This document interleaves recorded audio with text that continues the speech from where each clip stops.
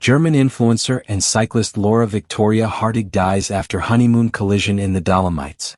Laura Viktoria Härtig, a 30-year-old German cyclist and social media influencer from Penzberg in Bavaria, has passed away. She died on Monday, July 13, at a specialist clinic in Murnau, Germany, nearly 3 weeks after a devastating head-on collision while on her honeymoon in Italy's Dolomites. The accident occurred on Tuesday, June 23, on the SS 242 State Road at Passo Sella, also known as Sellajok. Laura was descending by bicycle toward Canazei when she collided head-on with an oncoming KTM motorcycle at a curve. The motorcycle was ridden by Peter Runggaldier, a 57-year-old former Italian alpine ski racer from South Tyrol. The impact was extremely violent. Reports indicate that Laura's bicycle was snapped in two by the force of the collision. Emergency services arrived quickly and had to resuscitate her at the scene. She was airlifted by helicopter to San Maurizio Hospital in Bolzano with life-threatening injuries.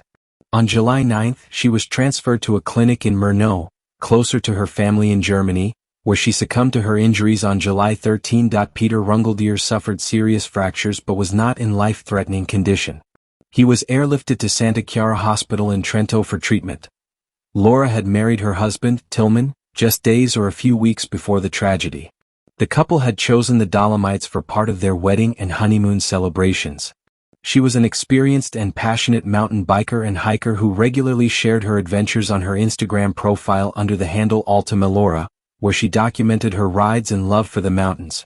Peter Runggaldier, a well-known figure in skiing, won a silver medal in the downhill at the 1991 World Championships and claimed the Super G World Cup title in 1995.